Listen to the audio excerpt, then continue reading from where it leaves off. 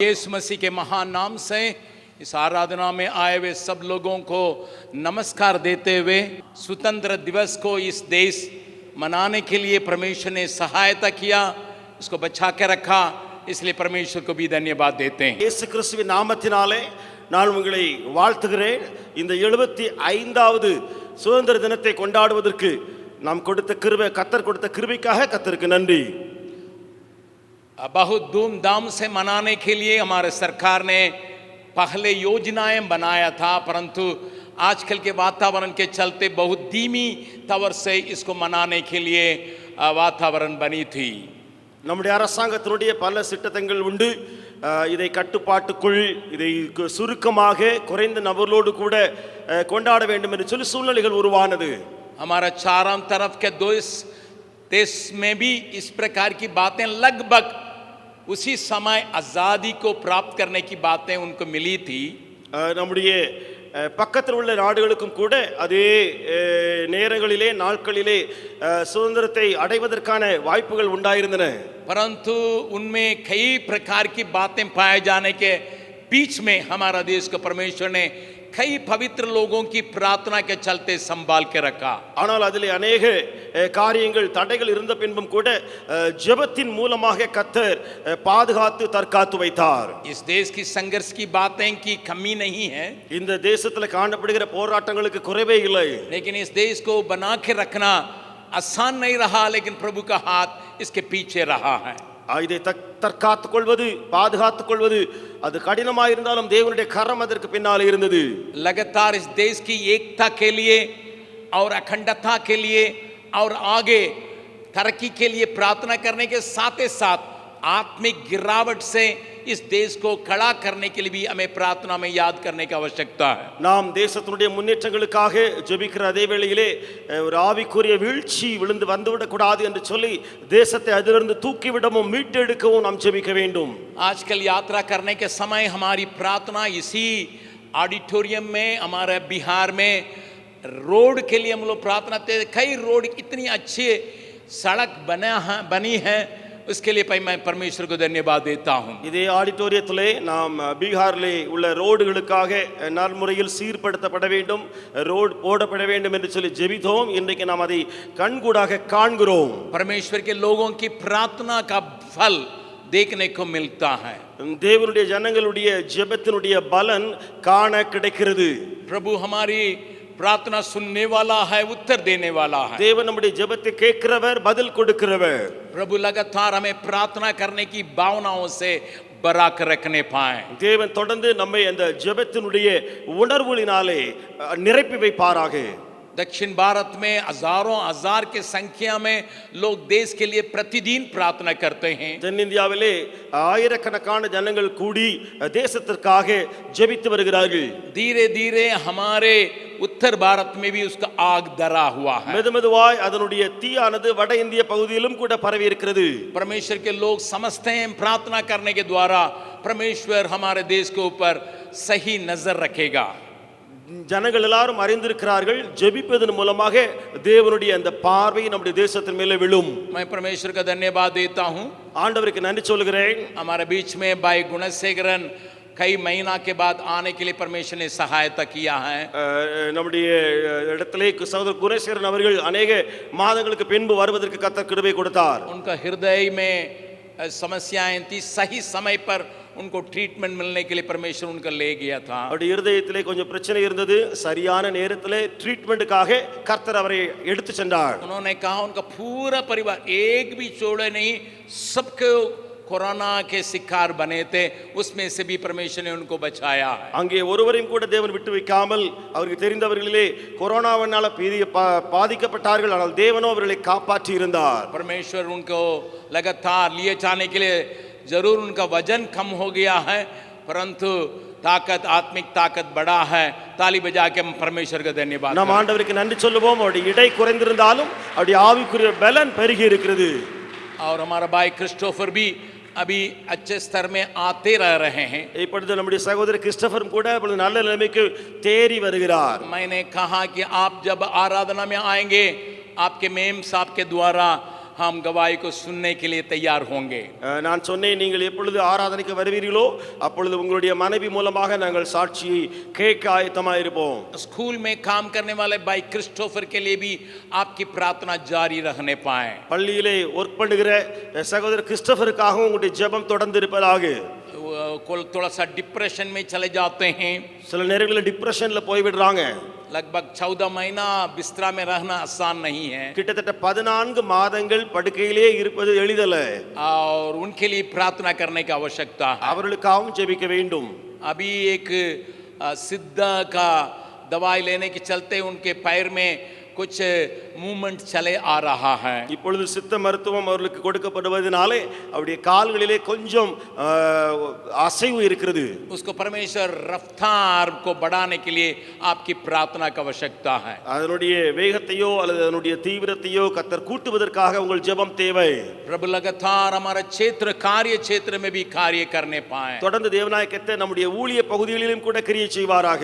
लोगों की आवश्यकता बहुत है, ஜனங்களுக்கு அதிக தேவை உண்டு, दबाव है, அவர்கள் மேல் அழுத்தம் இருக்கிறது, संघर्ष है, போராட்டங்கள். लेकिन इसके बीच में भी वे विश्वास में स्थिर है। அவைகளுக்கு மத்தியிலும் ஒரு விசுவாசத்துல உறுதியா இருக்கிறார்கள். हम लोग बालूमत जाने समय एक बहन आके कह रही थी, ஒரு சகோதரி வந்து இப்படியாக சொன்னார்கள், वहां पर उनके 2 बेटे को विश्वास के चलते लोग आलोप करके ले गए थे। அவருடைய 2 குமாரர்களையும் விசுவாசத்தின் நிமித்தமாக அப்படியே அவர்கள் கடத்தி கொண்டு போய் விட்டார்கள். और पता नहीं चला, जवान बच्चे हैं, வாலிப 2 பையன்கள், एक काम करता है, एक कॉलेज में पढ़ता है, ஒருவன் கல்லூரியிலே படிக்கிறான், ஒருவன் வேலை செய்கிறான். और पूरा कलीसिया मिलके प्रार्थना करने के चलते முழு சபையாரும் இணைந்து ஜெபித்ததின் நிமித்தமாக बिना हानि वे पहुंचाए गए। ஒரு தீமையும் இல்லாமல் 2 பேரும் கொண்டு வரப்பட்டார்கள். अभी उन्होंने ये कहा, இப்பொழுது அவர்கள் சொல்கிறது, इस कठिन रास्ता से जाने के चलते இந்த கடின பாதையிலே போவதின் நிமித்தமாக मेरे गांव में 20 परिवार प्रभु में आया है। என்னுடைய கிராமத்தில் 20 குடும்பத்தார் ஆண்டவரை ஏற்றுக்கொண்டிருக்கிறார்கள். हाथों को उठा के परमेश्वर को धन्यवाद கரங்களை करें। உயர்த்தி ஆண்டவருக்கு நன்றி சொல்லுவோமா? जब हमारे जीवन में तकलीफ और दबाव चले आता है, நம்முடைய வாழ்க்கையில பிரச்சனைகளும் அழுத்தங்களும் வரும்போது परमेश्वर अपने काम को जारी रखता है। தேவன் நம்முடைய வேலையை கிரியை தொடர்ந்து செய்ய ये வைக்கிறார். हमारे जीवन में भी लागू होने पाए। நம்முடைய வாழ்க்கையிலும் அதனுடைய பிரயோஜனம் உண்டாகட்டும். अगर हम क्लेश को सामना करते हैं, நாம் அந்த போராட்டங்களை சந்திக்கும் போது इसका फल मीठा होता है। அதனுடைய கனி இனிப்பா இருக்கும். प्रभु सहायता करें। கர்த்தர் உதவி செய்வாராக.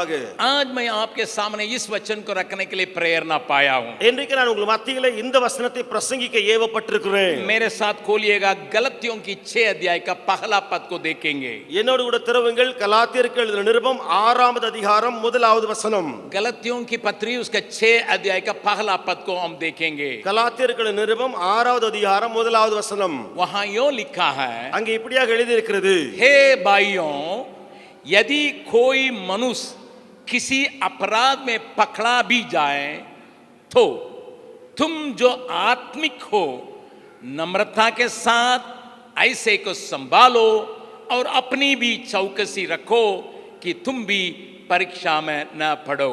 சகோதரரே, ஒருவன் யாதொரு குற்றத்தில் அகப்பட்டால் ஆவிக்குரியவர்களாகிய நீங்கள் சாந்தமுள்ள ஆவியோடே அப்படிப்பட்டவனை சீர் பொருந்த பண்ணுங்கள். நீயும் சோதிக்கப்படாதபடிக்கு உன்னை குறித்து எச்சரிக்கையாயிரு. मैं उसका पहला भाग को फिर पढ़ रहा हूं। நான் அதனுடைய முதல் பகுதியை திரும்ப வாசிக்கிறேன். हे भाइयों, यदि कोई मनुष्य किसी अपराध में पकड़ा भी जाए तो तुम जो आत्मिक हो नम्रता के साथ ऐसे को संभालो। சகோதரரே, ஒருவன் யாதொரு குற்றத்தில் அகப்பட்டால் ஆவிக்குரியவர்களாகிய நீங்கள் சாந்தமுள்ள ஆவியோடே அப்படிப்பட்டவனை சீர் பொருந்த பண்ணுங்கள். आज मैं आपको एक बहुमूल्य बात को समझाने के लिए कोशिश करूंगा। இன்றைக்கு நான் ஒரு விலை மதிப்பற்ற முக்கியமான காரியத்தை புரிய வைக்க முயற்சி எடுப்பேன். यहाँ आपके बारे में, मेरे बारे में एक शब्द दिया गया है। உங்களை குறித்தும் என்னை குறித்தும் இங்கே ஒரு வார்த்தை இடப்பட்டிருக்கிறது. आराधना में हमने अपने परमेश्वर की बातों को देखे थे। ஆராதனையிலே நாம் நம்முடைய தேவனை குறித்த காரியங்களை கேட்டோம். हमारा बाप जैसा एक लड़के को संभाल के ले जाता वैसे संभालने वाला पिता है करके परमेश्वर को जाने थे। நாம் தேவனை இப்படியாக அறிந்தோம். ஒரு தகப்பன் தன் பிள்ளையை தோளில் சுமந்து கொண்டு செல்வது போல நம்முடைய பரமபிதா சுமந்து செல்கிறார். लेकिन इस वचन में मेरे बारे में आपके बारे में एक बात दी गई है. ஆனால் இந்த வசனத்திலே உங்களை குறித்து என்னை குறித்து ஒரு காரியம் போடப்பட்டிருக்கிறது. आत्मिक व्यक्ति, ஆவிக்குரியவர்கள், आत्मिक व्यक्ति, ஆவிக்குரியவன். इस शब्द को आप पुराना नियम में नहीं देख सकते हैं. இந்த வார்த்தையை நீங்கள் பழைய ஏற்பாட்டிலே பார்க்க முடியாது. मेरी बातों को थोड़ा नए लोग भी हैं और पुराने लोग भी हैं, थोड़ा सा ध्यान से देखिएगा. இங்கே பழையவர்களும் இருக்கிறார்கள், புதியவர்களும் இருக்கிறார்கள். என்னுடைய காரியங்களை கொஞ்சம் கவனித்து கேளுங்கள். पुराना नियम में आप खोज खोज के देखिएगा, आत्मिक व्यक्ति करके कोई शब्द आया है आप नहीं प्राप्त करेंगे. பழைய ஏற்பாட்டிலே நீங்கள் தேடி தேடி பார்த்தால் ஆவிக்குரிய அல்லது ஆவிக்குரியவன் என்ற வார்த்தையை அது எங்கேயுமே உங்களுக்கு கிடைக்காது. परंतु नया नियम में हमारे लिए एक शब्द परमेश्वर का वचन देने के लिए चाहता है. ஆனால் புதிய ஏற்பாட்டிலே நமக்காக நம்மை குறித்து வேத வசனம் சொல்ல விரும்புகிறது. क्योंकि ஏனென்றால் पुराना नियम में பழைய ஏற்பாட்டிலே पवित्र आत्मा किसी के ऊपर समाया जाता था कुछ काम करने के लिए, काम करने के बाद फिर चले जाता था. பரிசுத்த ஆவியானவர் யாராவது ஒருவர் மேலே வந்து அமருவார், சில வேலையை செய்ய வைப்பதற்காக. அந்த வேலை முடிந்த பின்பு ஆவியானவர் கடந்து செல்லுவார். कुछ लोगों को आगे की बातों को देख के भविष्यवाणी करने के लिए उस आत्मा समाया जाता था. சிலர் மேலே வரப்போகிற காரியங்களை பார்த்து அறிவிப்பதற்காக ஆவியானவர் பலமாய் இறங்குவார். कुछ लोगों को सामर्थ्य काम करने के लिए आत्मा चले आता था. சிலர் மேலே இப்படியாக ஆவியானவர் வருவார், காரணம் வல்லமையுள்ள கிரியை செய்ய. इस प्रकार उस वक्त के आवश्यकता के अनुसार आत्मा उनमें से होके काम करता था. இப்படியே அந்த காலத்திலே காணப்பட்ட தேவைகளின் அடிப்படையிலே ஆவியானவர் இறங்கி வந்து போவார். लेकिन नया नियम में ஆனால் புதிய ஏற்பாட்டிலே आप और हम एक भाग्यशाली व्यक्ति हैं, क्योंकि हम आत्मा से जन्म लिए हैं.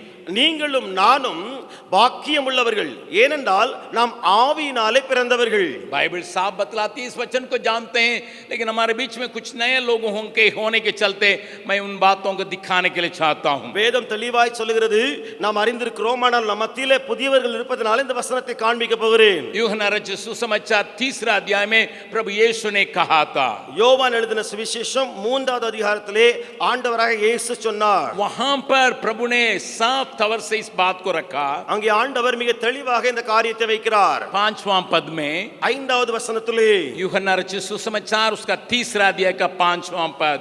யோவான் எழுதின சுவிசேஷம் 3வது அதிகாரம் 5வது வசனம். यीशु ने उत्तर दिया कि मैं तुझसे सच सच कहता हूं, जब तक कोई मनुष्य जल और आत्मा से न जन्मे तो वो परमेश्वर के राज्य में प्रवेश नहीं कर सकता.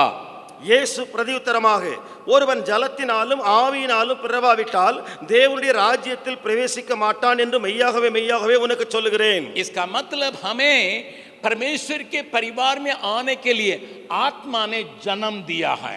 அதாவது நாம் தேவ குடும்பத்திலே உறுப்பினர் அல்லது அங்கத்தினராக்க பரிசுத்த ஆவியானவர் நம்மை பிறக்க செய்திருக்கிறார். दूसरी बात, இரண்டாவது, न केवल आत्मा से हम जन्म लिए हैं, நாம் ஆவியினாலே பிறந்தவர்கள் மாத்திரம் அல்ல, परंतु उस आत्मा से भरे हुए हैं. நாம் அந்த ஆவியினாலே நிரம்பி இருக்கிறோம். और आत्मा हम में वास करता है. அந்த ஆவியானவர் நமக்குள்ளே வாசம் பண்ணுகிறார். परमेश्वर का आत्मा में वास करता है, निरंतर वास करने के लिए आया है. அந்த பரிசுத்த ஆவியானவர் நமக்குள்ளே என்றென்றைக்கும் தங்கி இருக்கும்படியாக வந்திருக்கிறார். इस बात को भी हम नया नियम में देखते हैं. இந்த காரியத்தையும் நாம் புதிய ஏற்பாட்டிலே பார்க்கிறோம். इसलिए हम आनंदित हैं क्योंकि बाइबल बतलाती है. ஆகையினாலே வேதம் இப்படியாக சொல்கிறது, நாம் சந்தோஷப்பட்டு களி கூறுகிறோம் என்று. उस वचन को भी थोड़ा देखिएगा. அந்த வசனத்தையும் கொஞ்சம் பார்க்கலாமா? और पहला कुरिन्थियों 1 கொரிந்தியர், वहां पर पौलुस सफाई से इस बात को कहता है. அங்கே பவுல் தெளிவாக அந்த காரியத்தை சொல்கிறார். इस वचन को जानने के बाद भी हम थोड़ा सा पढ़ लेंगे. இந்த வசனத்தை அறிந்த பின்பும் கூட கொஞ்சம் வாசித்து விடலாமா? और वहां पर 3 अध्याय அங்கே 3வது அதிகாரம் और 16वां पद को पढ़िएगा. 16ஆம் வசனத்தை வாசியுங்கள். पहला कुरिन्थियों उसका 3 अध्याय का 16 पद को. 1 கொரிந்தியர் 3வது அதிகாரம் 16ஆம் வசனம். क्या तुम नहीं जानते कि तुम परमेश्वर का मंदिर हो और परमेश्वर का आत्मा तुम में वास करता है। நீங்கள் தேவனுடைய ஆலயமாய் இருக்கிறீர்கள் என்றும் தேவனுடைய ஆவி உங்களில் வாசமாய் இருக்கிறார் என்றும் அறியாதிருக்கிறீர்களோ? क्यों नया नियम में आत्मिक जन कहा गया है? ஏன் நான் ஆவிக்குரியவன் என்று அழைக்கப்படுகிறேன்? पहले हम आत्मा से जन्म पाए हैं, முதலாவது நாம் ஆவியினாலே பிறந்தோம். दूसरा हम आत्मा से बड़े रहते हैं, इसलिए आत्मा हमें वास करता है। இரண்டாவது நாம் ஆவியினாலே நிரம்பி இருக்கிறபடினாலே ஆவியானவர் நமக்குள்ளே வாசம் பண்ணுகிறார், நிரம்பி இருக்கிறோம். तीसरी बात को भी मैं आपके सामने रखने के लिए चाहता हूं। மூன்றாவது காரியத்தையும் நான் உங்கள் மத்தியில் வைக்க விரும்புகிறேன். उसी बात को हम रोमियो का 8वां अध्याय में पढ़ते हैं। அதே காரியத்தை ரோமருக்கு எழுதின நிருபம் 8வது அதிகாரத்தில் வாசிக்கிறோம். रोमियो के 8वां अध्याय ரோமர் 8வது அதிகாரம் 14 पद को देखिएगा। வசனம் 14 பாருங்கள். वहां पर एक बात को हम देख सकते हैं, அங்கே ஒரு காரியத்தை நாம் பார்க்கிறோம். इसलिए कि जितने लोग परमेश्वर की आत्मा के चलाए चलते हैं वे ही परमेश्वर के पुत्र हैं। மேலும் எவர்கள் தேவனுடைய ஆவியானவராலே நடத்தப்படுகிறார்களோ அவர்கள் தேவனுடைய புத்திரராயிருக்கிறார்கள். यहां पर हमारे लिए एक सौभाग्य दिया गया है आत्मा के द्वारा चलाए जाने का। இங்கே நமக்கு ஒரு ஸ்லாக்கியம் கொடுக்கப்பட்டிருக்கிறது, ஆவியினாலே நடத்தப்படுகிறது. क्यों हम आत्मिक कहलाए जाते हैं? ஏன் நாம் ஆவிக்குரியவர்கள் என்று அழைக்கப்படுகிறோம்? इस बात को थोड़ा सा देखिएगा। இந்த காரியத்தை கொஞ்சம் நன்றாக கவனியுங்கள். हम आत्मा के द्वारा नया जन्म पाए हैं, நாம் அந்த ஆவியினாலே புதிய ஜன்மத்தை பெற்றிருக்கிறோம். परमेश्वर का आत्मा हम में वास करता है, தேவ ஆவியானவர் நமக்குள்ளே வாசம் பண்ணுகிறார். अब वो आत्मा में चलाने का ताकत रखता है, चलाने के लिए हमेशा कोशिश करता है। அந்த ஆவியானவர் நம்மை நடத்துவதற்கு, ஆவியினாலே நாம் நடத்தப்படுவதற்கு உதவி செய்கிறார். इस अनुभव पुराने नियम के लोगों को नहीं मिला है। இந்த அனுபவம் பழைய ஏற்பாட்டுக்காரர்களுக்கு கிடைக்கவில்லை. जरूर वे परमेश्वर के प्रसन्न योग्य जीवन बिताने के लिए यत्न किए, कुछ बातों के द्वारा परमेश्वर का प्रसन्न किए भी। அவர்கள் தேவனுக்கு பிரியமான வாழ்க்கை வாழ்வதற்கு முயற்சி எடுத்தார்கள், அநேக காரியங்களிலே பிரியமாய் நடந்தார்களும் கூட. एक साथ रहते थे, ஒன்று போல இருந்தார்கள். इसके बावजूद அப்படி இருந்தும் उनमें से कुछ लोग परमेश्वर का प्रसन्न योग्य जीवन बिताते थे। அவர்களிலே சிலர் தேவனுக்கு பிரியமாய் வாழ்ந்தார்கள். मैं कुछ उदाहरण को आपके सामने लाऊंगा, நான் சில உதாரணங்களை உங்களுக்கு சொல்லுவேன். शुरू से लाऊंगा। ஆரம்பத்திலிருந்து आदम और हव्वा को 2 बच्चे हुए थे, ஆதாமுக்கும் ஏவாளுக்கும் 2 பிள்ளைகள் பிறந்தார்கள். उसमें एक का नाम काइन और एक का नाम आबेल। ஒருவனுக்கு பெயர் காயின் என்பது, இன்னொருவனுக்கு பெயர் ஆபேல் என்பது. दोनों बेंट चढ़ाने के लिए आए, 2 பேரும் தேவனுக்கு காணிக்கை கொண்டு வந்தார்கள். दोनों परमेश्वर के सामने आराधना करने के लिए वेदी को बनाए। அவர்கள் 2 பேருமே தேவ சமூகத்திலே ஆராதிக்கக்கூடிய பலிபீடத்தை கட்டினார்கள். और दोनों कुछ न कुछ चढ़ाए भी, 2 பேரும் ஏதோ சிலவற்றை பலியிட்டார்கள் கூட. परंतु एक जन के ऊपर परमेश्वर प्रसन्न रहा, इसलिए उसको ग्रहण किया। ஆனால் ஒருவருடைய காரியத்திலே தேவன் பிரியப்பட்டு அதை ஏற்றுக்கொண்டார். दूसरा जन से परमेश्वर प्रसन्न नहीं रहा, இன்னொருவரிடத்திலே தேவன் பிரியமாய் இருக்கவில்லை. आराधना और बेंट हाबील के द्वारा ग्रहण किया, दिया हुआ दी हुई बात को परमेश्वर ने ग्रहण किया। அதாவது ஆபேல் மூலமாக படைக்கப்பட்ட காணிக்கை, அவன் செலுத்தின பலி தேவனாலே பிரியப்பட்டு ஏற்றுக்கொள்ளப்பட்டது. क्योंकि आप और हम इस बात को जानते हैं, ஏனென்றால் நீங்களும் நானும் ஒரு காரியத்தை அறிந்திருக்கிறோம். हाबील ने परमेश्वर जो चाहता है उसी को देने के लिए तैयार हुआ। இந்த ஆபேல் என்பவன் தேவன் என்ன விரும்புகிறாரோ அதை கொண்டு வருவதற்கு ஆயத்தமானான். परंतु काइन ने अपने मन में जो अच्छा समझा उसको करने के लिए कोशिश किया। ஆனால் காயினோ தன்னுடைய மனதிலே எது நல்லது என்று அவனுக்கு தெரிகிறதோ அதை கொண்டு வந்தான். परमेश्वर की विचार को पहचान के एक प्रकाश पाके हाबील ने वहां पर बेट चढ़ाया। ஆபேல் என்பவன் தேவனுடைய உள் மனதின் காரியங்களை அறிந்து அதன் அடிப்படையிலே பலியை கொண்டு வருகிறான். काइन जरूर धन्यवाद के साथ रहा, காயினும் கூட நன்றி அறிதல் உள்ளவனாய் இருக்கிறான். परंतु परमेश्वर के विचार को समझने के लिए वो चाहा नहीं। ஆனால் தேவனுடைய எண்ணத்தை புரிந்து கொள்ள அவன் விரும்பவில்லை. परमेश्वर के ग्रहण योग्य बेंट चढ़ाने के बाद भी தேவனுக்கு பிரியமான ஒரு காணிக்கையை படைத்த பின்பும் हाबिल के बारे में आप नहीं पढ़ते हैं, उसको आत्मिक करके बाइबल नहीं बतलाती है। ஆபேலை குறித்து நீங்கள் எங்கேயும் வாசிக்க முடியாது, அவன் ஆவிக்குரியவன் என்று சொல்லி। जरूर परमेश्वर के ग्रहण योग्य बलि चढ़ाया, உண்மையிலேயே தேவன் ஏற்றுக்கொள்ளக்கூடிய ஒரு காணிக்கையை கொண்டு வந்தான்। बाइबल ये बतलाती है विश्वास से उसने बलि चढ़ाया। வேதம் சொல்கிறது விசுவாசத்தினாலே ஆபேல் அந்த பலியை கொண்டு வந்தான்। काइन की बलिदान से भी बढ़कर उत्तम बलिदान को चढ़ाया। இன்னமும் சொல்கிறது காயினுடைய பலியை காட்டிலும் மேன்மையான காணிக்கை। परमेश्वर को इस बात के बारे में समझ के उसने भेंट चढ़ाया, தேவனை குறித்து அவருடைய எண்ணங்களை அறிந்து ஆபேல் காணிக்கையை கொண்டு வந்தான்। परंतु ये नहीं कहा गया वो आत्मिक है। ஆனால் இப்படி சொல்லப்படவில்லை ஆபேலை குறித்து ஆவிக்குரியவன்। थोड़ा सा सोचिएगा, கொஞ்சம் யோசித்து பாருங்கள்। मेरा और आपका सर यीशु मसीह में होने के चलते बड़ी ऊंचे स्थान में पाया जाता है। உங்களுடைய என்னுடைய நிலை இருக்கிறதே, அந்த ஸ்டேட்டஸ் அது ஆண்டவருக்குள் நாம் இருப்பதினாலே உயரமான இடத்துல இருக்கிறது। हाबिल के लहू यहां से पुकार रहा करके बाइबल बतलाती है। வேதம் சொல்கிறது ஆபேலின் ரத்தம் பூமியிலிருந்து கூப்பிடுகிறது। इसके बाद भी அப்படி இருந்தும் हमें एक ऊंचा स्तर दिया गया है, நமக்கு ஒரு உயர்ந்த இடம் கொடுக்கப்பட்டிருக்கிறது। सही भेंट चढ़ाने के लिए वो गात किया गया है। அவன் சரியான காணிக்கையை கொண்டு வந்தது நிமித்தமாக கொலை செய்யப்பட்டான்। उसकी बुराई क्या रहा? அவனுடைய தீமை என்ன? सही भेंट चढ़ाया, சரியான காணிக்கையை கொண்டு वंदान, इसलिए काइन ने उसको खत्म कर डाला। ஆகையினாலே காயின் அவனை கொன்று போட்டான்। परंतु इसके बाद भी ஆனால் அப்படி இருந்த பின்பும் आबिल को आत्मिक नहीं कहा गया है। ஆபேலை பார்த்து ஆவிக்குரியவன் என்று சொல்லப்படவில்லை। आगे थोड़ा समय ले जाऊंगा, தொடர்ந்து நான் முன்னேறி சொல்லுவேன்। अब्राहम और लोत दोनों एक साथ अपना घर छोड़े थे। ஆபிரகாமும் லோத்தும் ஒன்றாக தன்னுடைய வீடுகளை விட்டார்கள்। जरूर इब्राहिम से परमेश्वर ने कहा था, ஏனென்றால் ஆபிரகாமை பார்த்து ஆண்டவர் சொல்லி இருந்தார்। लेकिन लोत भी उसके साथ साथ चलता था। ஆனால் லோத்தும் கூட அவனோடு கூட கூட போனான்। उसको भी एक घर छोड़ना पड़ा, லோத்துவுக்கும் வீட்டை விட வேண்டியதாயிற்று। उसको भी अपना धन दौलत को छोड़ना पड़ा, அவனும் தன்னுடைய பொருள் சம்பாத்தியத்தை விட்டுவிட்டான்। उसको भी अपना देश को छोड़ना पड़ा। அவனுக்கும் தன்னுடைய தேசத்தை விட வேண்டியதாயிற்று। एक साथ यात्रा कर रहे हैं, ஒன்று போல பிரயாணிக்கிறார்கள்। लेकिन आपको और हमको जैसा मालूम है, ஆனால் நீங்களும் நானும் அறிந்திருக்கிறபடி कुछ समय के बाद சில நாட்களுக்கு பின்பு, अर्थात मिस्र देश में से लौटने के बाद, அதாவது எகிப்திலிருந்து திரும்பி வந்த பின்பு, और लूत के विचारों में बहुत बड़ा परिवर्तन चले आया। லோத்துனுடைய எண்ணங்களிலே பலவித மாற்றங்கள் உண்டாயின। जब उसको चुनने के लिए मौका मिला था, அவனுக்கு தெரிந்து கொள்ளக்கூடிய ஒரு வாய்ப்பு கொடுக்கப்பட்ட போது, और उसके सामने के देश में मिस्र की कुछ रुचिदायक बात को देखने लगा। அவனுக்கு முன்னா இருக்கிற அந்த தேசம் இருக்கிறதே, அந்த எகிப்தில் உள்ள ருசிகரமான சில காரியங்களை அவனுடைய கண் கண்டது।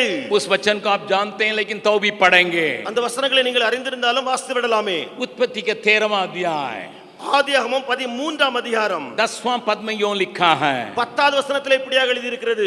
उत्पत्ति उसका 13 अध्याय का 10वां पद, ஆதியாகமம் 13:10। तब लूत ने आंख उठाकर यरदन नदी के पास वाली सारी तराई को देखा कि वो सींची हुई है। जब तक यहोवा ने सदम और अमोरा को नाश नहीं किया था, तब तक सोवार के मार्ग तक वो तराई यहोवा की बाटिका और मिस्र देश के समान उपजाऊ थी। அப்பொழுது லோத்து தன் கண்களை ஏறெடுத்து பார்த்து யோர்தான் நதிக்கு அருகான பூமியில் முழுவதும் நீர்வளம் பொரிந்திருக்கிறதாக கண்டான். கர்த்தர் சோதோமையும் கொமோராவையும் அழிக்கும் முன்னே சோவாருக்கு போம் வழி மட்டும் அது கர்த்தருடைய தோட்டத்தை போலவும் எகிப்து தேசத்தை போலவும் இருந்தது। जरूर यहाँ चुनने में वो गड़बड़ी का कारण मिस्र देश के समान वो शब्द को आप पकड़ सकते हैं। இங்கே அவன் தெரிந்து கொள்ளும் பொழுது கொஞ்சம் பிரச்சனைக்குள்ள நாடதினாலே அங்கே பார்க்கிறீர்கள், எகிப்து எகிப்தின் போல என்று வார்த்தை வருகிறது. जरूर इब्राहिम भी उसी देश में से होके आया था. ஆபிரகாமும் அந்த தேசத்தின் வழியாகத்தான் போய் வந்தான். लूत भी अपने परिवार के साथ गया था. லோத்தும் தன்னுடைய குடும்பத்தாரோடு போனான். इब्राहिम भी अपने परिवार के साथ गया था. ஆபிரகாமும் தன்னுடைய குடும்பத்தோடு. लेकिन लूत की मனைவி पत्नी को कुछ नहीं हुआ. ஆனால் லோத்தின் மனைவிக்கு ஒன்றுமாகவில்லை. लेकिन इब्राहिम की पत्नी को कुछ हुआ. ஆனால் ஆபிரகாமின் மனைவிக்கு ஏதோ ஒன்று ஆயிற்று. इसलिए लूत ने सोचा मुझे ग्रहण करने योग्य जगह है. ஆகையால லோத் நினைத்தான் இது நான் எடுத்துக்கொள்ளக்கூடிய அல்லது நான் இங்கு இருக்கக்கூடிய இடம். मुझे उस देश में परेशानी नहीं आई. எனக்கு அந்த தேசத்துல பிரச்சனைகள் ஒன்றும் இல்லை. इब्राहिम को परेशानी आई. ஆபிரகாமுக்கு அங்கே வந்தது பிரச்சனை. लेकिन मेरे लिए कोई परेशान नहीं ஆனா है. எனக்கு எந்த கஷ்டமும் அங்கே இல்லை. इसलिए मिस्र देश के समान जब सोदोम दिखाई पड़ता था उसको चुनने में उसको कोई तकलीफ नहीं रहा. ஆகையால எகிப்தை போல அந்த சோதம் காணப்பட்டதனாலே அதை தெரிந்து கொள்வதற்கு லோத் பின்வாங்கவில்லை. आप और हम इस कहानी को जानते हैं. நீங்களும் நானும் இந்த கதையை அறிந்திருக்கிறோம். इब्राहिम विश्वास का पिता करके कहा जाता है. ஆபிரகாம் விசுவாசத்தின் தகப்பன் என்று அழைக்கப்பட்டான். अपना एकलौता बेटे को वहां पर वेदी पर चढ़ाने के लिए तैयार हुआ है. தன்னுடைய ஒரே பேரான குமாரனை அந்த பலிபீடத்திலே பலி செலுத்த ஆயத்தமானான். जब कोई भी उम्मीद नहीं रहा तो भी इब्राहिम के बारे में बाइबल बतलाती है वो विश्वास में माहिर रहा. எந்த ஒரு நம்பிக்கையுமே காணப்படவில்லை. அப்பொழுதும் வேதம் அவனை குறித்து சொல்கிறது அவன் விசுவாசத்திலே உறுதியாயிருந்தான். लेकिन बाइबल उनको आत्मिक नहीं कहा गया. ஆனால் வேதம் அவனை ஆவிக்குரியவன் என்று அழைக்கவில்லை. ध्यान से सुनिएगा. நன்றாய் கவனியுங்கள். मैं उनकी सर को नीचे करके नहीं दिखा रहा. நான் அவனுடைய நிலைமையை கீழே இருந்தான் என்று நான் சொல்ல வரவில்லை. नया नियम के विश्वासी होने के चलते परमेश्वर ने मैं ऊंचे स्थान में रखा उसको देखने के लिए मैं कहता हूं. புதிய ஏற்பாட்டில் உள்ள விசுவாசிகளாக நம்மை தேவன் உயர்ந்த இடத்தில் வைத்திருக்கிறார் என்பதை நான் கூற வந்திருக்கிறேன். प्रभु के पवित्र नाम की स्तुति प्रशंसा होवे. ஆண்டவருடைய பரிசுத்த நாமத்துக்கு மகிமை. थोड़ा आगे मैं आपको ले जा रहा हूं. கொஞ்சம் உங்களை நான் எடுத்து செல்கிறேன் முன்னால. ईसाक को दो बेटे हुए. ஈசாக்குக்கு ரெண்டு குமாரர்கள் பிறந்தார்கள். एक एसाव है एक याकूब है. ஒன்று ஏசா இன்னொன்று யாக்கோபு. और एसा याकूब की कहानी को आप जानते हैं. ஏசா யாக்கோபின் கதையை நீங்கள் அறிவீர்கள். एक ही खोक में से निकले हुए बच्चे थे. ஒரே கற்பத்திலிருந்து வெளியான ரெண்டு பிள்ளைகள். एक ही समय में उसकी मां गर्भवती होके दोनों को एक ही साथ पालन पोषण की थी पेट में. ஒரே நேரத்திலே அவள் ரெண்டு பிள்ளைக்கும் கர்ப்பவதியாகி ஒரே நேரத்திலே அவளுடைய கற்பத்திலிருந்து ரெண்டு பிள்ளைகள் பிறந்தார்கள். परंतु ஆனால் एक जन के साथ परमेश्वर का प्यार अटल है. ஒருவனோடு கூட தேவனுடைய சிநேகம் பற்றி இருந்தது. जरूर उसके रास्ता में टेढ़ापन पाई जाती है. அவனுடைய வழியிலே கொஞ்சம் கோலனாளவைகளை அவன் செய்தாலும் परंतु परमेश्वर का वचन याकूब का जैसा ग्रहण किया वैसा एसाव का ग्रहण नहीं किया है. ஆனால் வேத வசனத்திலே பார்த்தீர்கள் சொன்னால் தேவன் யாக்கோபை எவ்வாறு ஏற்றுக்கொண்டாரோ அப்படி ஏசாவை ஏற்றுக்கொள்ளவில்லை. क्योंकि एसाव उसी समय जो मिलेगा उसी के ऊपर ध्यान लगाया था. ஏனென்றால் அந்த நாட்களிலே என்னென்னலாம் காணப்படுமோ அதன் மேலேயே அவனுடைய பார்வை இருந்தது. ये दूर की दृष्टि नहीं रख सका. ஏசா தூரத்திலே காணப்படுகிற காட்சியை காணாமல் போனான். इसके बाद भी அப்படி இருந்த பின்பும் याकूब को आत्मिक जन नहीं कहा गया है. யாக்கோபை ஆவிக்குரியவன் என்று வேதம் சொல்லவில்லை. आगे ले जा रहा हूं. இன்னும் நான் தொடர்ந்து சொல்லுகிறேன். दाऊद और साउल को देखिएगा. தாவூதையும் சவுலையும் பாருங்கள்.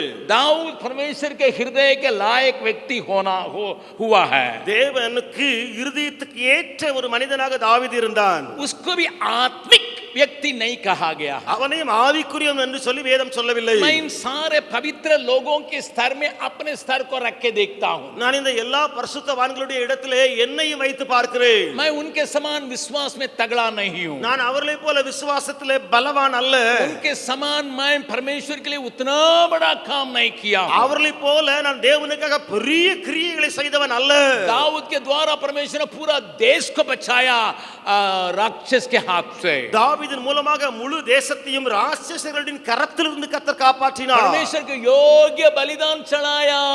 प्रकटीकरण पाके हाबिल तौबी ஆபேல் என்பவன் தேவனுக்கு பிரியமான ஒரு பலியை அவன் வெளிப்பாட்டை பெற்று செலுத்தான். அப்படி இருந்தும் मैं आज कह सकता हूं இன்றைக்கு நான் சொல்ல முடியும், मेरा विश्वास उतना तगड़ा नहीं है, என்னுடைய விசுவாசம் அதை போல मेरा பலமானதல்ல, काम पूरा देश को हिलाने लायक नहीं रहा, என்னுடைய வேலை முழு தேசத்தையும் அசைக்கக்கூடியதா இல்லை, परमेश्वर गवाही देने लायक मैं ऑफरिंग नहीं दिया हूं, தேவன் சாட்சி சொல்லக்கூடிய அளவுக்கு நான் காணிக்கை படைக்கவில்லை. परंतु ஆனால் मेरा बाइबल मुझे आत्मा से जन्म दे पाने के चलते என்னுடைய வேதாகமத்திலே நான் ஆவியினாலே பிறந்தவன் என்று எனக்கு சொல்லியிருப்பதனாலே मुझे आत्मिक बतलाती है, என்னை ஆவிக்குரியவன் என்று வேதம் சொல்லுகிறது. कलीसिया के अंदर लोग चले आते हैं, சபைக்குள்ளே ஜனங்கள் எல்லாம் ஓடி வர்றாங்க, सबके साथ इस अनुभव को परमेश्वर देने के लिए चाहता है, எல்லாருக்கும் இப்படிப்பட்ட அனுபவத்தை தேவன் கொடுக்க விரும்புகிறார். लेकिन परमेश्वर का वचन को अगर आप भीतर जाके देखिएगा, ஆனால் வேதவசனத்தை கொஞ்சம் இன்னும் ஆழமாய் ஆராய்ந்து பார்த்தால் उस झुंड में, அந்த கூட்டத்தாருக்குள்ளே, उस झुंड में, அந்த கூட்டத்துக்குள்ளே, आत्मा से जन्म लिए हुए झुंड में, ஆவியினாலே பிறந்த அந்த கூட்டத்துக்குள்ளே, आत्मा वास करने वाला के झुंड में, ஆவியானவர் உள்ளே தங்கி இருக்கக்கூடிய அந்த கூட்டத்துக்குள்ளே, आत्मा चलाने के लिए तैयार है उस झुंड में, ஆவியாலே நடத்தப்படக்கூடிய அளவுக்கு இருக்கக்கூடிய கூட்டத்திலே एक और झुंड को बाइबल बतलाती है, இன்னொரு கூட்டத்தையும் வேதம் சொல்லுகிறது. इसलिए बाइबल हमें दिखाती है वे शारीरिक मन भावने के हैं, ஆகையினால வேதம் அவர்களை குறித்து சொல்லுகிறது அவர்கள் மாம்சத்துக்குரியவர்கள். जरूर वे आत्मा से जन्म लिए, அவர்கள் ஆவியினாலே பிறந்தவர்கள் தான். ध्यान से सुनिएगा, नया जन्म का अनुभव पाए, அதாவது ஒரு புதிய வாழ்வை பெற்றவர்கள். आत्मा उनमें वास करने लगा है ஆவியானவர் அவர்களுக்குள்ளே வாசம் பண்ணி இருந்தார். और आत्मा उनको चलाने के लिए हमेशा तैयार है, ஆவியானவர் அவர்களை நடத்த எப்பொழுதுமே ஆயத்தமும் கூட. परंतु ஆனால் उनके बारे में बाइबल बतलाती है वे शारीरिक दशा में पाए जाते हैं, அவர்களை குறித்து வேதம் சொல்கிறது அவர்கள் மாம்சத்துக்குரியவர்களாய் இருக்கிறார்கள். उस वचन को थोड़ा देखिएगा, அந்த वचनத்தை கொஞ்சம் பாருங்கள். पहला कुरिन्थियों उसका 3रा अध्याय 1 கொரிந்தியர் 3வது அதிகாரம் पहला पद को पढ़ेंगे, முதலாவது வசனத்தை வாசிக்கலாம். पहला कुरिन्थियों उसका 3रा अध्याय का पहला पद को पढ़िएगा, 1 கொரிந்தியர் 3வது அதிகாரம் முதலாவது வசனம். और यहाँ पर यूं लिखा है, இங்க இப்படியாக எழுதி இருக்கிறது, हे भाइयों मैं तुमसे इस रीति से बातें न कर सका जैसे आत्मिक लोगों से, परंतु जैसे शारीरिक लोगों से और उनसे जो मसीह में बालक है। மேலும் சகோதரரே நான் உங்களை ஆவிக்குரியவர்கள் என்று எண்ணி உங்களுடனே பேசக்கூடாமல் மாம்சத்துக்குரியவர்கள் என்றும் கிறிஸ்துவுக்குள் குழந்தைகள் என்றும் எண்ணி பேச வேண்டியதாயிற்று. प्रभु के नाम की स्तुति प्रशंसा होवे, தேவ நாமத்துக்கு மகிமை. किसको देख के पौलुस ये लिखता है, யாரை பார்த்து பவுல் இப்படி எழுதுகிறான்? वहां पर पहला अध्याय को अब 5 और 6 और 7 पद को पढ़िएगा, मालूम होगा. முதலாவது அதிகாரம் 5, 6, 7 வசனங்களை வாசித்தால் புரிய வரும். पहला कुरिन्थियों पहला अध्याय का 5 और 6 और 7 को पढ़ रहा हूं. கொரிந்தியருக்கு எழுதின முதலாம் நிருபம் 1ஆம் அதிகாரம் 5, 6, 7 வசனங்களை வாசிக்கிறேன். उसमें होकर तुम हर बात में अर्थात सारे वचन सारे ज्ञान में धनी किए गए.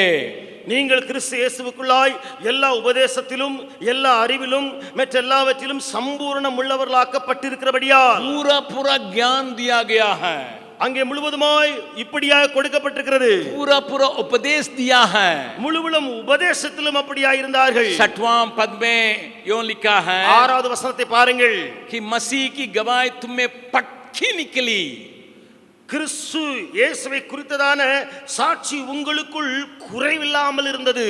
यहां तक कि किसी वरदान में तुम में गड्ढी नहीं, நீங்கள் யாதொரு வரத்திலும் குறைவில்லாதவர்களாய் तुम हमारे प्रभु यीशु मसीह के प्रकट होने के बाद जोते रहते हो. நம்முடைய கர்த்தராகிய இயேசு கிறிஸ்து வெளிப்படுவதற்கு காத்திருக்கிறீர்கள். प्रभु के नाम की स्तुति प्रशंसा होवे, ஆண்டவருடைய நாமத்துக்கு மகிமை. जो उपदेश पाया हुआ है, இந்த கூட்டம் உபதேசம் பெற்ற கூட்டம், वचन सिखाया है, வசனம் போதிக்கப்பட்டவர்கள், परमेश्वर के प्रभु यीशु मसीह के आगमन के लिए बाट जोते हैं. ஆண்டவராகிய இயேசு கிறிஸ்துவின் வருகைக்காக காத்திருக்கிறார்கள். कोई वरदान की कमी घटी नहीं है, வரங்களுக்கு குறைவே இல்லை. इसके बाद भी அப்படி இருந்த பின்பும் கூட वे शारीरिक पाए जाते हैं। அவர்கள் மாம்சத்துக்குரியவர்களாய் காணப்படுகிறார்கள். मैं आज आपसे इस बात को रखने के लिए चाहता हूँ। இன்றைக்கு நான் உங்களிடத்தில் இந்த காரியத்தை வைக்க போகிறேன். वचन के रोशनी में हम आत्मिक हैं, வசனத்தின் வெளிச்சத்திலே நாம் ஆவிக்குரியவர்கள் தான். लेकिन हमें ये डर है हम शारीरिक दशा में जीवन को काट सकते हैं। ஆனால் உள்ளே ஒரு பயம் வர வாய்ப்பு உண்டு. நாம் மாம்சத்துக்குரிய வாழ்க்கை வாழ. मेरी बात को थोड़ा ध्यान से सुनिएगा। என் காரியங்களை நன்றாய் கவனியுங்கள். मैं संक्षेप में कुछ बातों को आपके मन में रखने के लिए चाहता हूँ। நான் சுருக்கமாக சில காரியங்களை உங்கள் மனதிலே போட விரும்புகிறேன். हमारे आत्मिक जीवन को या आत्मिक दशा को खत्म करने के लिए कौन कौन बातें काम कर सकती हैं उसको मैं दिखाने के लिए चाहता हूं। நம்முடைய ஆவிக்குரிய காரியங்களை அழிக்க என்ன என்ன கிரியைகள் நடக்கக்கூடும் என்பதை காண்பிக்க போகிறேன். फिर आत्मिक लोगों के क्रिया को बतलाने के लिए चाहता हूं। திரும்ப அதற்கு பின்பு ஆவிக்குரிய ஜனங்களுடைய கிரியைகளை சொல்லுவேன். 3 बातों को मैं पहले आपके सामने रखूंगा, 3 காரியங்களை முதலாவது உங்கள் முன்பு பேசுவேன். जो हमारे आत्मिक दशा को धीरे धीरे धीरे धीरे मृत्यु की दशा में ले जाने की 3 बातों को रखूंगा। நம்முடைய ஆவிக்குரிய நிலைமை இருக்கிறதே அதை மெதுமெதுவாய் குறைத்து குறைத்து மரணத்துக்கேற்ற ஒன்றுமில்லாத நிலைக்கு தள்ளக்கூடிய 3 காரியங்கள். 3 बातों को मन में रखने के लिए मैं संक्षेप में बोलता हूं। நான் சுருக்கமாய் மனதிலே பதியக்கூடிய அளவுக்கு பேச போகிறேன். मेरे साथ खोलिएगा। என்னோடு திறவுங்கள். पहले முதலாவது रोमियो का 8वां अध्याय, ரோமர் 8வது அதிகாரம். इस वचन को भी हम जानते हैं लेकिन याद करें। இந்த வசனத்தை நாம் அறிந்திருக்கிறோம், ஞாபகம் கொண்டு வரலாம். यहाँ पर बिल्कुल सफाई से लिखा है, மிக தெளிவாய் எழுதப்பட்டிருக்கிறது. 5वां और 8वां पद को पढ़िएगा। 5வது 8வது வசனத்தை வாசியுங்கள். रोमियो उसका 8वां अध्याय, ரோமர் 8வது அதிகாரம் 5 और 6 पद को मैं पढ़ रहा हूं। 5ஆம் 6வது வசனங்களை நான் வாசிக்கிறேன். क्योंकि शारीरिक व्यक्ति शरीर की बातों पर मन लगाते हैं, परंतु आध्यात्मिक आत्मा की बातों पर मन लगाते हैं। அன்றியும் மாம்சத்தின்படி நடக்கிறவர்கள் மாம்சத்துக்குரியவைகளை சிந்திக்கிறார்கள், ஆவியின்படி நடக்கிறவர்கள் ஆவிக்குரியவைகளை சிந்திக்கிறார்கள். उस 5वां पद को फिर से मैं आपके ध्यान के ओर खींच रहा हूं। இந்த 5வது வசனத்தை திரும்ப நான் உங்களுக்கு வாசித்து உங்களுக்கு கவனத்தை ஈர்க்கிறேன். हमारा मन कहां पर लगा है उसी के ऊपर आधारित है हम क्या शारीरिक हैं या आत्मिक हैं। நாம் எதை குறித்து சிந்திக்கிறோமோ அல்லது நம்முடைய மனது எதை குறித்து யோசித்துக் கொண்டிருக்கிறதோ அதை வைத்து தான் அறிய முடியும் ஆவிக்குரியவனா மாம்சத்துக்குரியவனா.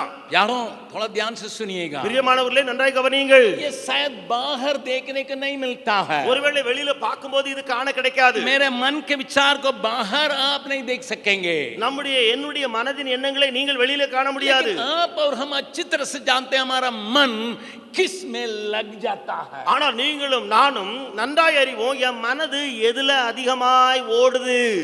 शारीरिक बातों पर अगर मन लगाने के लिए शुरू होता है हमारा आत्मिक स्तर का कटौती धीरे धीरे धीरे धीरे होता था है। மாம்சத்துக்குரிய காரியங்களை குறித்து நம்முடைய மனது அதிகமாய் சிந்திக்கிற வேளையிலே நம்முடைய ஆவிக்குரிய நிலையிலே வீழ்ச்சி குறைவு வந்து கொண்டே இருக்கும். इसलिए 6वां पद में पौलुस लिखता है, ஆகையினாலே 6ஆம் வசனத்திலே பவுல் எழுதுகிறான், शरीर पर मन लगाना तो मृत्यु है, மாம்ச சிந்தை மரணம்.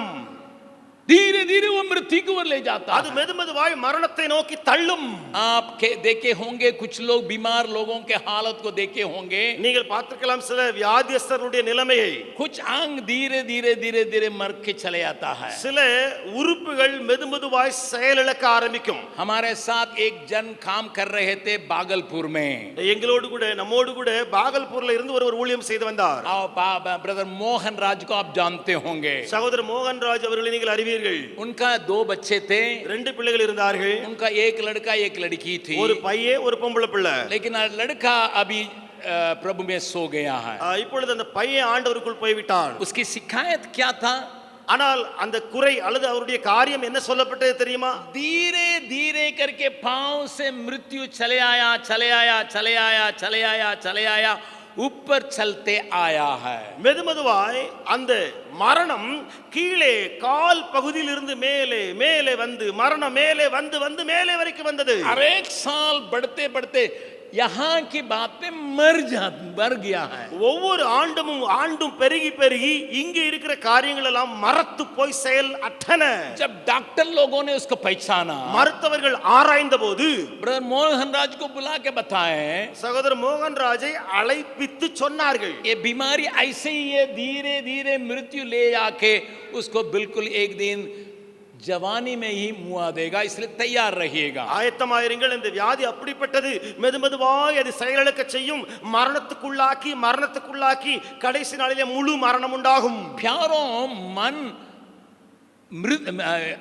शारीरिक बातों पर मन लगाने की बातें तुरंत दिखाई नहीं पड़ता है। பிரியமானவர்களே, மாம்சத்துக்குரிய சிந்தை இருக்கிறதே அது உடனே வெளிப்படாது, तुरंत पूरा मृत्यु को नहीं लाता है, உடனே அது மரணத்தை நோக்கி எடுத்து செல்லாது. धीरे धीरे धीरे धीरे करके बढ़ के वो मृत्यु के दशा में पहुंचाता है। அது மெதுமெதுவாய் மெதுவாய் மெதுவாய் மெதுவாய் மரணத்துடைய நிலைமைக்கு நேரா நம்மை தள்ளும். प्रभु आपसे और हमसे बातचीत करने पाए, ஆண்டவர் உங்களோடு கூட என்னோடு கூட பேசுவாராக. अगर परमेश्वर में आत्मिक समझता है, தேவன் உங்களையும் என்னையும் ஆவிக்குரியவர்கள் என்று எண்ணி இருந்தால், इब्राहिम से बढ़कर, दाऊद से बढ़कर, हाबिल से बढ़कर, याकूब से बढ़कर हमें एक ऊंचा स्थान दिया है। ஆபிரகாம், ஆபேல், இன்னும் யாக்கோபு, இன்னும் தாவீது அவர்களை காட்டிலும் தேவன் நமக்கு உயர்ந்த இடம் கொடுத்திருப்பார் என்றால், इन आत्मिक विचारों को हमारे जीवन में बढ़ाने का जरूरत है। இந்த ஆவிக்குரிய சிந்தையை நம்முடைய வாழ்க்கையிலே கூட்ட வேண்டும். और पौलुस से पूछेंगे वो क्या कहेंगे। பவுலிடத்துல கேட்டு பாருங்கள், பவுல் என்ன சொல்லுவார்? फिलिपियों की पत्री उसका 4 अध्याय, பிலிப்பியருக்கு எழுதின நிருபம் 4வது அதிகாரம். इस वचन को हम यहाँ जानते होंगे लेकिन तो भी पढ़ेंगे। இந்த வசனத்தை நீங்கள் அறிந்திருந்தாலும் வாசித்து விடலாமே. 8वां पद को पढ़ेंगे, 8வது வசனத்தை வாசிக்கலாம். फिलिपियों की 4 अध्याय का 8वां पद, பிலிப்பியர் 4:8. निदान है भाइयों, जो बातें सत्य है, जो बातें आदरणीय हैं, जो बातें उचित हैं, जो बातें पवित्र हैं, जो बातें सुहावनी हैं, जो बातें मनभावनी हैं, निदान जो सद्गुण और प्रशंसा की बातें हैं, उन्हीं पर ध्यान लगाया करो. கடைசியாக சகோதரரே, உண்மை உள்ளவைகள் எவைகளோ, ஒழுக்கம் உள்ளவைகள் எவைகளோ, நீதி உள்ளவைகள் எவைகளோ, கற்புள்ளவைகள் எவைகளோ, அன்புள்ளவைகள் எவைகளோ, நற்கீர்த்தி உள்ளவைகள் எவைகளோ, புண்ணியம் எதுவோ, புகழ் எதுவோ, அவைகளையே சிந்தித்துக் கொண்டிருங்கள். प्रभु के नाम की स्तुति महिमा होवे. ஆண்டவருடைய நாமத்துக்கே மகிமை. एक लंबे तालिका को पौलुस यहाँ देता है. இங்கே ஒரு பட்டியலை நீளமாய் பவுல் போடுகிறான். हमारे मन में कई विचार उठता होगा, நம்முடைய மனதிலே अनेक சிந்தைகள் எழும்பலாம், कई बातें उठती होंगी. अनेक காரியங்கள் மனதிலே தோன்றலாம். अब इस वचन को सही ढंग से समझने के लिए நீங்கள் இந்த வசனத்தை சரியாய் புரிய घर जाके एक तरफ लिख लीजिएगा. நீங்கள் வீட்டுக்கு போய் ஒரு பேப்பர்ல ஒரு புறம் எழுதுங்கள். இப்படி क्या लिखिएगा? என்ன எழுதுவீங்க? जो बातें आदरणीय है, உண்மை ஒழுக்கம் உள்ளவைகள் எவைகளோ. मेरे विचार में आदरणीय बात कितना दूर तक है? என்னுடைய வாழ்க்கையிலே இந்த ஒழுக்கமுள்ள காரியங்கள் எவ்வளவு தூரம் இருக்கிறது? कई बातों को आप अपने जीवन में देखे होंगे, अभ्यास किए होंगे. உங்களுடைய வாழ்க்கையில நீங்கள் अनेक காரியங்களை பார்த்திருக்கலாம், அனுபவித்து வந்திருக்கலாம். उन आदरणीय बातों को एक तरफ लिखिएगा, அந்த ஒழுக்கமுள்ளவைகளை ஒருபுறம் எழுதுங்கள். लेकिन अपने को थोड़ा सा उसमें जांचने के लिए, सेल्फ एग्जामिनेशन के लिए इस वचन को इस्तेमाल कीजिएगा. ஆனால் செல்ஃப் எக்ஸாமினேஷன், அதாவது உங்களை நீங்களே பரிசோதிப்பதற்கு இடம் கொடுங்கள். जो बातें उचित हैं, எந்தெந்த காரியங்கள் உண்மை உள்ளவைகளோ, जो बातें पवित्र हैं, எந்தெந்த காரியங்கள் கற்புள்ளவைகளோ, जो बातें सुहावनी हैं, எந்தெந்த காரியங்கள் அன்புள்ளவைகளோ, जो बातें मनभावनी हैं, எந்தெந்த காரியங்கள் நற்கீர்த்தி உள்ளவைகளோ, जो बातें प्रसन्न ये बातें हैं, எந்தெந்த காரியங்கள் புண்ணியம் உள்ளவைகளோ, इसको आप जांचने शुरू करेंगे. இவைகளை நீங்கள் ஆராய்ந்து பாருங்கள். आप समझ सकते हैं कौन सा वायरस आपके आत्मिक स्तर को गिराने के लिए खा रही है। அப்பொழுது நீங்கள் அறிவீர்கள் எந்த வைரஸ் கிருமி உங்களுடைய ஆவிக்குரிய நிலைமையை குறைக்க உங்களை சாப்பிட்டுக் கொண்டிருக்கிறது. वो धीरे धीरे करता होगा, அது மெதுமெதுவாய் செய்யும். एक दिन में नहीं करता होगा। ஒரே நாளிலே அல்ல. मन की बातों मन जो है जिसमें लगता है उसको पहचानना उतना आसान नहीं है। மனதில நான் என்ன நினைக்கிறோமோ அல்லது மனது எதுல ரொம்ப பிடிக்குதோ அதை அறிவது எளிதல்ல. क्योंकि बाइबल बतलाती है, ஏனென்றால் வேதம் சொல்கிறது, ये इस वचन को भी हम जानते हैं लेकिन याद दिलाने के लिए मैं चाहता हूं। இந்த வசனத்தை அறிந்திருந்தாலும் ஞாபகமூட்ட விரும்புகிறேன். यिर्मयाह की नबी किताब, यिर्मयाह दीर्घदर्शी पुस्तकम, वहां पर बाइबल बतलाती है 9वां पद में, यिर्मयाह नबी किताब 17 अध्याय का 9वां पद, यिर्मयाह 17வது அதிகாரம் 9வது வசனம். वहां पर वहां भविष्यवक्ता बहुत ध्यान से इस बात को लिखता है। அங்கே தீர்க்கதரிசி மிக புத்தியோடு இந்த காரியத்தை எழுதுகிறான். मन तो सब वस्तुओं से अधिक धोखा देने वाला है। எல்லாவற்றை பார்க்கலும் இருதயம் திருக்குள்ளதுமாயிருக்கிறது. उसमें असाध्य रोग लगा, हिंदी ट्रांसलेशन बहुत सुंदर है। उसका भेद कौन समझ सकता है? மகா கேடுள்ளதுமாயிருக்கிறது, அதை அறியத்தக்கவன் யார்? இந்தி மொழிபெயர்ப்பு மிக அழகாக சொல்கிறது, அதிலே ஒரு பயங்கர வியாதி பிடித்திருக்கிறது. मेरी बात को थोड़ा ध्यान से सुनिए। என்று காரியங்களை கவனியுங்கள். सब वस्तुओं से अधिक धोखा देने वाला मन होता है। எல்லாவற்றை பார்க்கலும் அதிகமான கேடு உள்ளது இந்த மனதே. क्यों? ஏன்? उसमें असाध्य रोग लगा, அதுல ஒரு பயங்கரமான வியாதி பிடித்திருக்கிறது. ये इसको पहचान के இதை அறிந்து उसको हटाने के लिए पूरा यत्न करना, आत्मा की मदद से यत्न करना मेरा और आपका काम है। அதை அறிந்து அந்த வியாதியை முழுவதுமாய் விலக்குவது, ஆவியானவருடைய துணையினாலே பலத்தினாலே செய்வது நீங்களும் நானும் செய்ய வேண்டிய ஒரு கடமை. इसलिए 8वां अध्याय, रोमियो 8 अध्याय का 13 पद में लिखा है, ஆகையினாலே ரோமர் 8:13 எழுதப்பட்டிருக்கிறது, इस वचन को अभ्यास करने के लिए प्रतिदिन यत्न करना मेरा और आपका काम है। இந்த வசனத்தை ஒவ்வொரு நாளும் அபியாசப்படுத்த கடைபிடிப்பது நீங்களும் நானும் செய்ய வேண்டிய ஒரு வேலை. क्योंकि वहां लिखा है, அங்கே எழுதப்பட்டிருக்கிறது, यदि तुम शरीर के अनुसार दिन काटोगे तो मरोगे, மாம்சத்தின்படி பிழைத்தால் சாவீர்கள். यदि आत्मा से देह की क्रियाओं को मारोगे तो जीवित रहोगे। ஆவியினாலே சரீரத்தின் செய்கைகளை அழித்தால் பிழைப்பீர்கள். आत्मा को अपने काम करने के लिए, इस्तेमाल करने के लिए आपको जगह देना जरूरी है। இந்த ஆவியானவருக்கு, அந்த ஆவியானவர் தன்னுடைய கிரியை உங்களில் நடப்பிக்க நீங்கள் இடம் கொடுக்க வேண்டும். जो असाध्य रोग लगा है, அதுல ஒரு பயங்கரமான வியாதி வந்திருக்கிறது. कैंसर को हटाने के लिए लोग क्या करते हैं? கேன்சரை நீக்கிவிட ஜனங்கள் என்ன செய்வாங்க? कैंसर की कीटाणु को मारने के लिए அந்த கேன்சருடைய கிருமிகளை அழிக்க कीमोथेरेपी कराते हैं। அதுல கீமோதெரபி செய்வாங்க. वो कीमोथेरेपी क्या करता है? அந்த கீமோதெரபியுடைய சிகிச்சை என்ன? पावरफुल लेजर, एक जबरदस्त रोशनी और ताकत उन कीटाणुओं को खत्म करने के लिए ताकत रखता है। एक बार, 2 बार, 3 बार। அதிலே பயங்கரமான தீவிரம் நிறைந்த லேசர் கதிர்கள் அதை அந்த பாதிக்கப்பட்ட பகுதியிலே ஒரு முறை, 2 முறை, 3 முறை அதில் செலுத்துவார்கள். वो उस कीटाणु को जला देता है। அது அந்த கிருமிகளை அப்படியே எரித்து போடும். मैं हाथ जोड़ के एक जन से कहूंगा, நான் கைகளை கூப்பி ஒவ்வொரு இடத்துல வேண்டிக் கொள்வேன். आपका परमेश्वर ने नया जन्म देने के द्वारा आत्मिक बनाया जरूर। உண்மைதான், உங்களுக்கு தேவன் ஒரு புதிய பிறப்பை கொடுத்து ஆவியினாலே ஒரு புதிய பிறப்பை தந்திருக்கிறார். आपको मंदिर बनाने के लिए आप में आके वास करता है, உங்களை ஆலயமாக்க உங்களுக்குள்ளே வந்து வாசம் பண்ணுகிறார். लेकिन उस आत्मा को अपने अंदर जो असाध्य रोग लगने का डर है उसको हटाने के लिए, खत्म करने के लिए, इस्तेमाल करते रहने के लिए उन बातों पर मन लगाए जो मनभावनी है, जो अच्छी बातें हैं,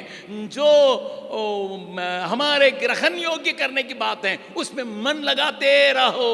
ஆனால் அந்த பயங்கரமான மகா ஒரு வியாதி, நோய் அந்த சரீரத்துக்குள்ள இருதயத்துக்குள்ளே வந்திருக்கிறதே, அதை நீக்கி போட நீங்களும் நானும் என்ன செய்ய வேண்டும்? ஒழுக்கம் உள்ளவைகள் மேலே, நீதி உள்ளவைகள் மேலே, கற்புள்ளவைகள் மேலே, அன்புள்ளவைகள் மேலே நம்முடைய சிந்தையை செலுத்துவோமாக. इससे जो अनदेखी रह जाता है, இதை யார் கண்டுகொள்ளாமல் இருக்கிறானோ, या अनसुनी रह जाता है, அல்லது கேட்டுக்கொள்ளாமல் இருக்கிறானோ, उसके आत्मिक स्तर की मृत्यु के ओर उसको धकेल के ले जाता है. அவனுடைய அந்த ஆவிக்குரிய வீழ்ச்சி மரணத்துக்கு நேராய் அவனை தள்ளி கொண்டு போ. एक दिन जब यहाँ तक पहुंचता है, ஒரு முறை அந்த மரணம் இங்கு வரைக்கும் வந்துவிடும். फिर बचाने के लिए कोई रास्ता नहीं रहता. திரும்ப தப்பி பிழைக்க வழியே இல்லாமல் போகும். दूसरी बात को भी मैं आपको दिखाने के लिए இரண்டாவது चाहता ஒரு हूं. காரியத்தை நான் சொல்லிக் கொடுக்க விரும்புகிறேன். एक और बात को भी देखिएगा. இன்னொரு காரியத்தையும் பாருங்கள். दूसरा कोरिन्थियों 2 கொரிந்தியர் उसका 7वां अध्याय, 7வது அதிகாரம், दूसरा कोरिन्थियों उसका 7वां अध्याय में 2 கொரிந்தியர் 7வது அதிகாரத்திலே एक और बात मृत्यु को लाने के लिए ताकत रखता आत्मिक स्तर में. இன்னொரு காரியம் நம்முடைய ஆவிக்குரிய மரணத்துக்கு நேராய் நம்மை தள்ளக்கூடும். उस बात को भी मैं आपको दिखाने के लिए चाहता हूं. அதையும் உங்களுக்கு நான் காண்பிக்கட்டும். 10वां पद को पढ़िएगा. 10வது வசனத்தை வாசியுங்கள். दूसरा कोरिन्थियों 7वां अध्याय का 10वां पद. 2 கொரிந்தியர் 7:10. क्योंकि परमेश्वर की भक्ति का शोक ऐसा पश्चाताप उत्पन्न करता है जिसका परिणाम उदार है, और फिर उससे पछताना नहीं पड़ता, परंतु संसारी शोक मृत्यु उत्पन्न करता है. தேவனுக்கேற்ற துக்கம் பின்பு மனஸ்தாபப்படுகிறதற்கு இடம் இல்லாமல் ரட்சிப்புக்கு ஏதுவான மனம் திரும்புதலை உண்டாக்குகிறது.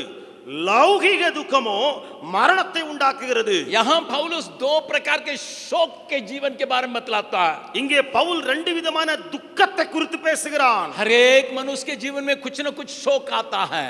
ஒவ்வொரு மனிதனுடைய வாழ்க்கையிலும் ஏதோ ஒரு துக்கம் வந்து கொண்டே இருக்கும். बड़े वाला पैसा वाला भी उसके पास शोक है. பெரிய பணக்காரன் அவனுக்கு துக்கம் உண்டு. बड़ा पहलवान है उसको भी शोक है. சரீர பலன் பெற்றவன் அவனிடத்திலும் துக்கம் உண்டு. लेकिन यहाँ आपके मेरे जीवन में 2 प्रकार का शोक को पौलुस दिखाता है. உங்களுடைய என்னுடைய வாழ்க்கையிலே 2 விதமான துக்கத்தை பவுல் காண்பிக்கிறான். परमेश्वर के भक्ति के शोक हमें जीवन में बदलता है.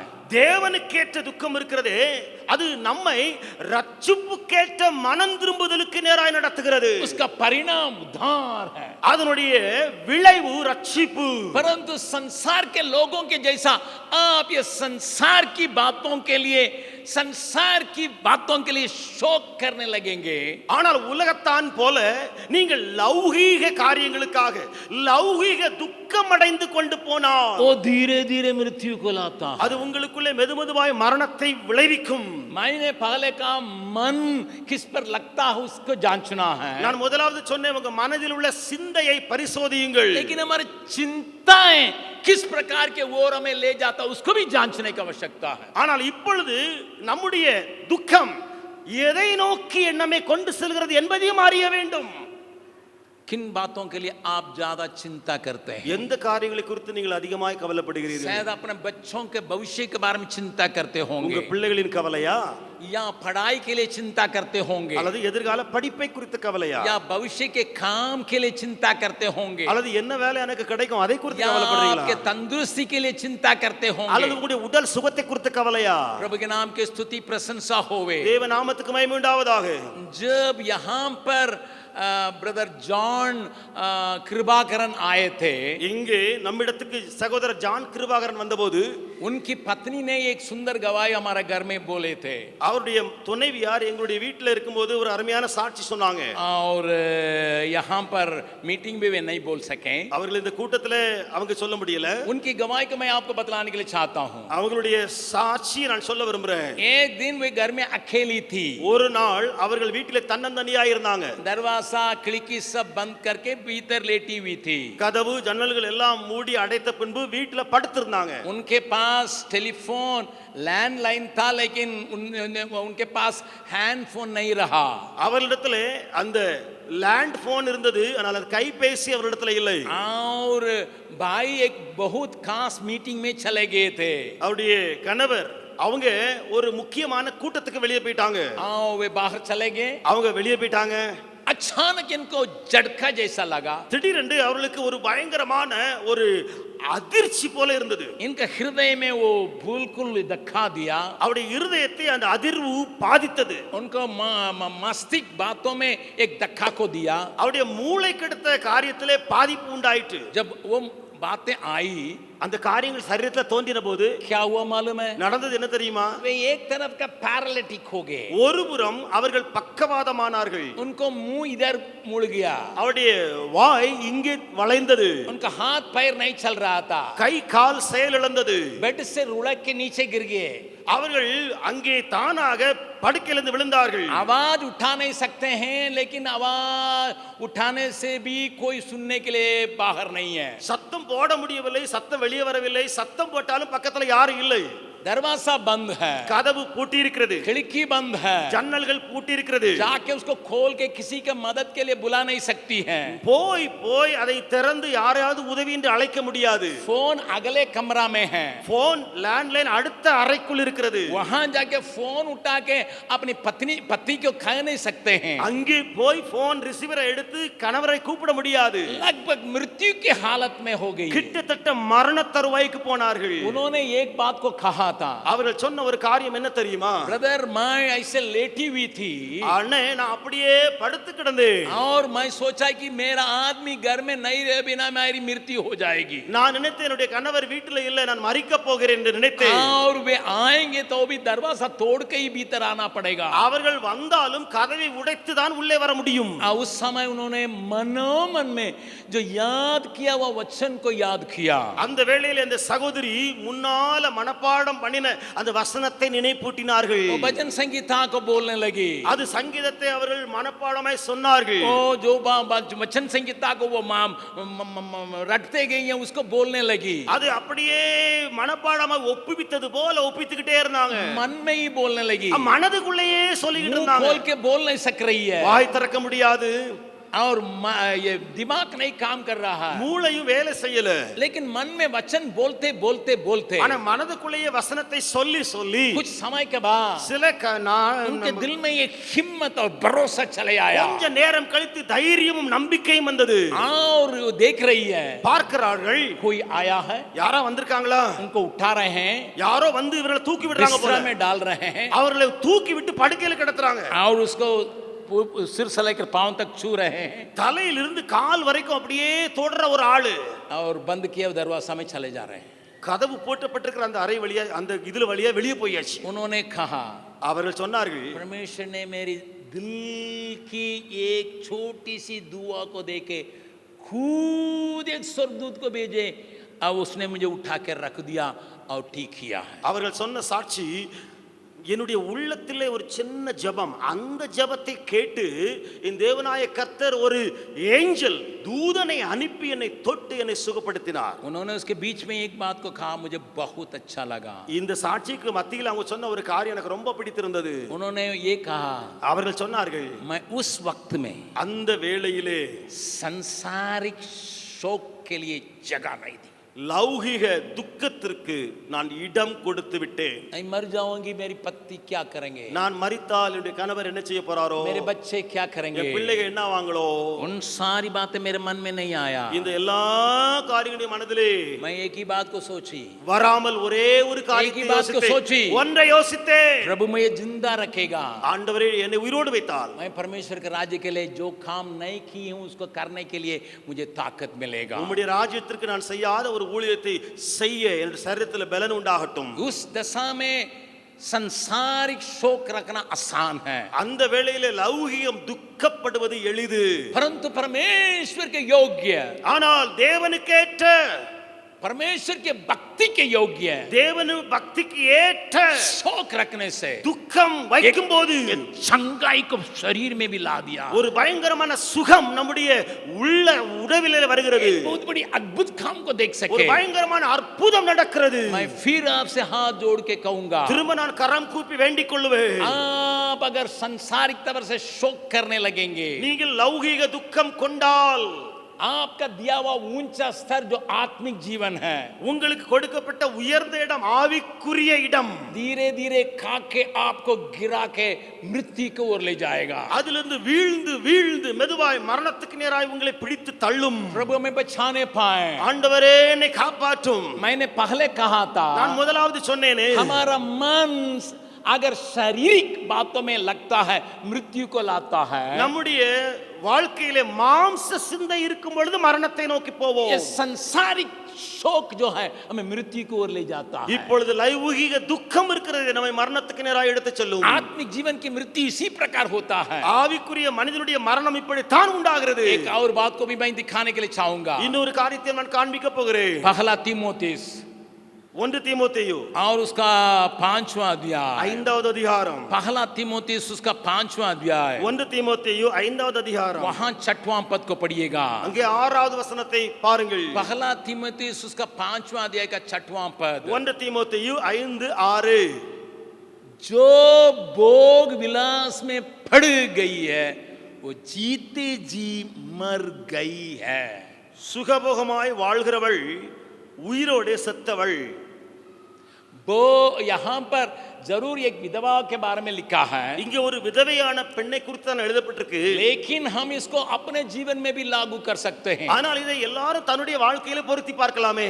भोग विलास में मन लगाने के लिए जो अपने को सौंपता है वो मृत्यु को धीरे धीरे धीरे अपने अंदर लाता है। சுகபோகமாய் வாழ எவன் ஒருவன் தன்னை ஒப்பு கொடுக்கிறானோ அவன் மரணத்தை மெதுமெதுவாய் தனக்குள்ளே வரவழைக்கிறான்। हमारे जीवन में बहुत सी चीजों की आवश्यकता पड़ता है। நம்முடைய வாழ்க்கையில अनेक பொருட்கள் தேவை। हमारे जीवन में कई एक सुविधाओं का आवश्यकता पड़ता है நம்முடைய जरूर, வாழ்க்கையிலே அந்த வசதி இந்த வசதி தேவை। लेकिन वो सुख भोग के विलास में मैं धकेलना नहीं है। ஆனால் அதோ நம்மை சுகபோகமாய் வாழக்கூடிய வாழ்க்கைக்கு நேராய் எடுத்து செல்லவே கூடாது। परमेश्वर हमसे बातचीत करने पाए, தேவன் நம்மோடு கூட பேசுவாராக। आप और जरूर हम सेवकाई में आए हैं, நீங்களும் நானும் ஊழியத்திலே வந்திருக்கிறது உண்மைதான்। लेकिन ये धीरे धीरे धीरे धीरे शत्रु के तरफ से भेजा जाता ताकि हमारा आत्मिक मृत्यु हो जाए। ஆனால் இது மெதுமெதுவாய் சத்ருவினிடத்திலிருந்து அல்லது பிசாசினிடத்திலிருந்து அனுப்பப்படுகிற ஒன்று। காரணம் நம்முடைய ஆவிக்குரிய மரணம் ஏற்பட। इसके लिए होशियार रहने की आवश्यकता है। இதற்காக எச்சரிக்கையா இருக்க வேண்டிய அவசியம் உண்டு। लेकिन अभी मैं आ रहा हूं, இப்பொழுது நான் எங்கே இருக்கிறேன்? इन सारी बातों से पार करके जो आत्मिक जीवन में अपने को स्थिर और साई रखा है, இந்த எல்லா காரியங்களையும் தாண்டி நான் ஆவிக்குரிய வாழ்க்கையில நல்ல நிலையில இருக்கிறேனே, उसका लक्षण क्या है? அதனுடைய அடையாளங்கள் என்ன? उसी को बोलने के लिए मैं इतना इंट्रोडक्शन मुझे देना पड़ा। அதையெல்லாம் சொல்லுவதற்கு தான் இவ்வளவு நேரம் இன்ட்ரோடக்ஷன் எனக்கு சொல்ல வேண்டியதாயிற்று। आत्मिक व्यक्ति का लक्षण क्या है? ஆவிக்குரியவனின் அடையாளங்கள்। मैं 3 बातों को केवल संक्षेप में बोल के मैं छोड़ देता हूं, किसी वक्त में विस्तार रूप में बोलूंगा। நான் 3 காரியங்களை நான் சுருக்கமாக சொல்லி முடிக்கிறேன், பிறகு சமயம் வாய்த்தால் நான் விவரித்து பேசுவேன்। पहला कुरिन्थियों 1 கொரிந்தியர் उसको दूसरा अध्याय, 2வது அதிகாரம்। पहला कुरिन्थियों उसको दूसरा अध्याय 1 கொரிந்தியர் 2வது அதிகாரம் 15वां पद, 15வது வசனம்। 15वां पद को देखेंगे। 15ஐ பாருங்கள்। पहला कुरिन्थियों उसका दूसरा अध्याय का 15वां पद, आत्मिक जन सब कुछ जांचता है। 1 கொரிந்தியர் 2:15 ஆவிக்குரியவன் எல்லாவற்றையும் ஆராய்ந்து நிதானிக்கிறான்। इस बात को भूलिए मत। இதை மறந்து போக வேண்டாம்। अगर आप आत्मिक रहेंगे, நீங்கள் ஆவிக்குரியவர்களாய் இருந்தால் सब कुछ जांचने का ताकत आपको दिया गया। எல்லாவற்றையும் ஆராய்ந்து நிதானிக்க சக்தி உங்களுக்குள் கிடைத்திருக்கிறது। प्रभु आपके अंदर एक प्रकार की शक्ति को, सामर्थ को दिया है। ஆண்டவர் உங்களுக்குள்ளே ஒரு பலன் அல்லது வல்லமையை போட்டிருக்கிறார்। इस बात को लगातार आप बोल सकते हैं। இந்த காரியத்தை நீங்கள் தொடர்ந்து பேசிக்கொண்டே இருக்கலாம்। आध्यात्मिक जन सब कुछ जानता है, परंतु वो आप किसी से जांचा नहीं जाता। ஆவிக்குரியவன் எல்லாவற்றையும் ஆராய்ந்து நிதானிக்கிறான், ஆனாலும் அவன் மற்றொருவனாலும் ஆராய்ந்து நிதானிக்கப்படான்। आप में से बहुत लोग भाई डीजीएस दिनकरन को जानते होंगे। உங்களிலே अनेகர் சகோதரர் டிஜிஎஸ் தினகரன் அவர்களை அறிந்திருப்பீர்கள். उनके शुरुआत की सेवकाई में एक बात बहुत स्पष्ट और बहुत ज्यादा दिखाई पड़ती थी। அவர்களுடைய ஆரம்ப கால ஊழியங்களிலே ஒரு காரியம் மிக தெளிவாக அதிகமாக காணப்பட்டது. उस बात से ही उनकी सेवकाई बढ़ोतरी पाई है। அந்த காரியத்தை வைத்துத்தான் அவருடைய ஊழியம் வளர்ந்தது. ध्यान से सुनिएगा। கவனியுங்கள்.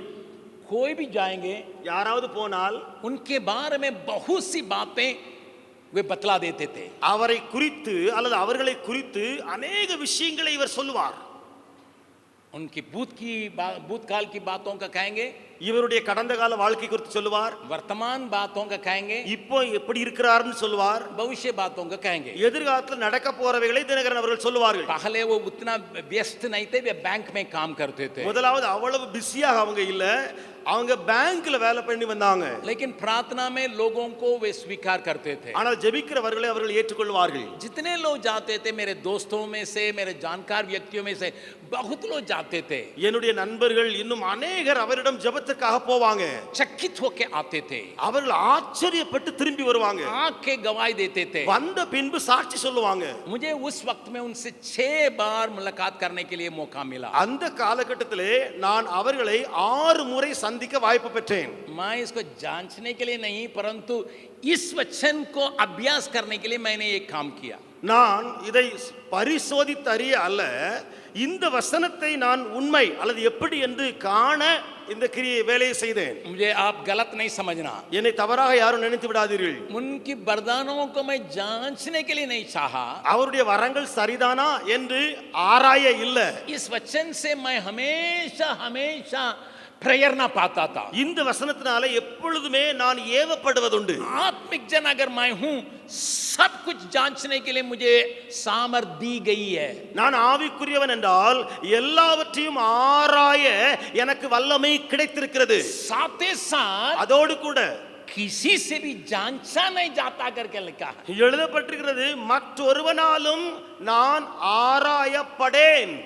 शादी के पहले भी उनसे मुलाकात हुई, திருமணத்துக்கு முன்பும் அவரை சந்தித்திருக்கிறேன். शादी के बाद भी उनसे मुलाकात हुई। திருமணத்துக்கு பின்பும் அவரை சந்தித்திருக்கிறேன். मेरा दूसरा बेटा जो मर गया, वो जन्म होने के बाद भी उनसे मुलाकात करने के लिए मुझे मौका मिला। என்னுடைய இரண்டாவது மகன் மரித்து போய்விட்டானே, அவன் பிறந்த பின்பும் அவரை சந்திப்பதற்கு நான் போயிருக்கிறேன். मैं इस वचन को अभ्यास करने के लिए चाहा। நான் இந்த வசனத்தை அப்படியே பயிற்சிவிக்க, அதாவது நான் என்னுடைய வாழ்க்கையில அபியாசப்படுத்த விரும்பினேன். एक बहुत बड़ा सेवक के सामने मैं जा रहा हूं, ஒரு பெரிய ஊழியருக்கு முன்பதாக நான் போகிறேனே, जिनको जबरदस्ती के साथ ये वरदान दिया गया है। அவருக்கு பயங்கரமான இந்த ஒரு வரம் கொடுக்கப்பட்டிருக்கிறது. लेकिन ये वचन क्या काम में आएगा मेरे जीवन में? ஆனால் இந்த வசனம் என்னுடைய வாழ்க்கையில எந்த கிரியைக்கு வந்தது தெரியுமா? मैं फिर आपसे कहने के लिए चाहता हूं, நான் திரும்ப உங்களிடத்தில் சொல்ல விரும்புகிறேன். आज मुझे गलत न समझिएगा। என்னை தவறாக எண்ணி விடாதீர்கள். मैं पर्दा जैसा खींच लेते हैं, खींच लेता था।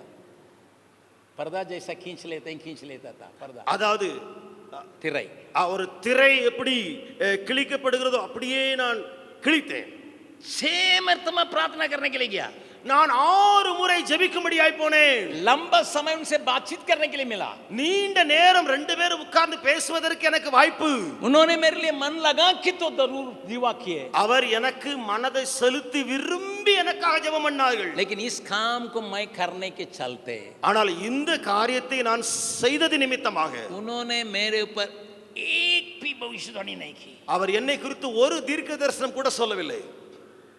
एक भी भविष्यवाणी नहीं की। ஒரு தீர்க்க தரிசனம் கூட என்னை குறித்து அவர் சொல்லவில்லை. बहुतों के बारे में बहुत कुछ कहा, அநேகரை குறித்து அநேக காரியங்களை சொல்லிவிட்டார். रूपा को मैं ले गया, रूपा के बारे में कहे थे, ரூபா அக்காவை கூட்டி போனேன், அவர்களை குறித்து பேசினார். लेकिन मेरे बारे में नहीं। ஆனா என்னை குறித்து அல்ல. मैं साथ में खड़ा हूं, அங்கே பக்கத்துல தான் நிக்கிறேன் நானும். क्योंकि वो आप किसी से जांचा नहीं जाता। அவன் மற்றொருவனாலும் ஆராய்ந்து நிதானிக்கப்படான். अगर मैं आत्मिक हूं, ஒருவேளை நான் ஆவிக்குரியவனா இருந்தா मैं कम से कम पहली बातों को अपनाने के लिए, अभ्यास करने के लिए परमेश्वर आपको मदद करने पाए। முதலாவது இருக்கிற காரியங்களை நாம் கடைபிடிக்க கர்த்தர் உதவி செய்வாராக. आत्मिक जन सब कुछ जांचता है। ஆவிக்குரியவன் எல்லாவற்றையும் ஆராய்ந்து நிதானிக்கிறான். आज आपको प्रार्थना करने की आवश्यकता है। இன்னைக்கு நீங்களும் நானும் ஜெபிக்க வேண்டும். हे प्रभु, तूने आत्मा के द्वारा मुझे नया जन्म पा दिया। ஆண்டவரே, நான் ஆவியினாலே பிறப்பிக்கப்பட்டிருக்கிறேன். तेरा आत्मा मुझ में समा है, इसलिए मैं तेरा आत्मा का पाया हुआ मंदिर बना हूं. உம்முடைய ஆவியானவர் என் மேல தங்கி இருப்பதனாலே நான் ஒரு ஆலயத்தை பெற்றிருக்கிறேன். ஆவியானவர் வாசம் பண்ண. तेरा आत्मा मुझे ले जाने के लिए ताकत रखता है. உம்முடைய ஆவியானவர் என்னை நடத்தி செல்ல வல்லமை பெற்றிருக்கிறார். लेकिन साथ ही साथ ஆனால் அதோடு கூட मुझे आत्मिक बनाने के कारण நான் ஆவிக்குரியவனாய் இருப்பதின் காரணமும் இதுவே. सब कुछ जानता हूं. इस बात को हम जीवन में अभ्यास करने के लिए चाहेंगे. எல்லாவற்றையும் ஆராய்ந்து நிதானிக்கிறான் என்ற காரியத்தை என்னுடைய வாழ்க்கையிலும் அபியாசப்படுத்த உதவி प्रभु செய்யும். के नाम की स्तुति प्रशंसा हो. தேவநாமத்துக்கு மகிமை உண்டாவதாக. इसी का व्यवहार में लाने के लिए ही गलतियों के 6 अध्याय का पहली पद को मैंने दिखाया. இதை வாழ்க்கையில கடைபிடிக்கத்தான் கலாத்தியர் 6வது அதிகாரம் 1வது வசனத்தை நான் காண்பித்தேன். अभी गलतियों की पत्री 6 अध्याय का पढ़िएगा. இப்பொழுது கலாத்தியர் 6வது அதிகாரம் 1வது வசனத்தை வாசியுங்கள். गलतियों की 6 अध्याय का पहला पद को पढ़िएगा. अभी पढ़िएगा. இப்பொழுது வாசியுங்கள் அந்த கலாத்தியர் 6வது அதிகாரம் 1வது வசனம். जिसको हम लोगों ने शुरू में पढ़ा. இதை நாம் ஆரம்பத்திலே இன்றைக்கு வாசித்தோமே. हे भाइयों, यदि कोई मनुष्य किसी अपराध में पकड़ा भी जाए तो तुम जो आत्मिक हो नम्रता के साथ ऐसे को संभालो. சகோதரரே, ஒருவன் யாதொரு குற்றத்தில் அகப்பட்டால் ஆவிக்குரியவர்களாகிய நீங்கள் சாந்தமுள்ள ஆவியோட அப்படிப்பட்டவர்களை சீர்முறந்த பண்ணுங்கள். मेरी हार्दिक इच्छा और प्रार्थना ये है. என்னுடைய உள்ளத்தின் வாஞ்சை ஜெபமும் இதுவே. इतने लोग यहाँ जो पाए जाते हैं, எத்தனையோ பேர் இங்கே வந்திருக்கிறீங்களே, इस प्रकार एक चंगाई के वरदान को प्राप्त करें. இப்படிப்பட்ட ஒரு சுகமாக்குகிற வரத்தை பெறுவீர்களாக. किस प्रकार का चंगाई, எப்படிப்பட்ட சுகமாக்குதல், किस प्रकार का इस्तेमाल करना, எப்படிப்பட்ட பயன்படுத்தப்படக்கூடியவைகள், नम्रता के साथ. சாந்தமுள்ள.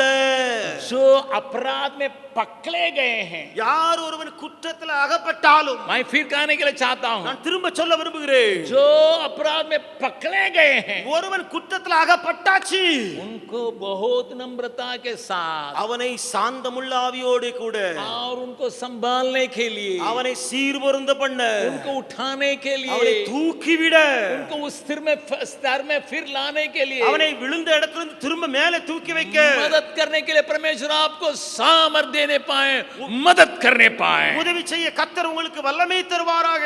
கர்த்தர் உங்களுக்கு வல்லமை தருவாராக. इस आराधना में आए हुए लोगों के अंदर इस प्रकार की बातें पाए जाएं. இந்த ஆராதனையில் வந்திருக்கிறவர்களுக்குள்ள இப்படிப்பட்ட காரியங்கள் காணப்படட்டும். मैं आत्मिक जन हूं.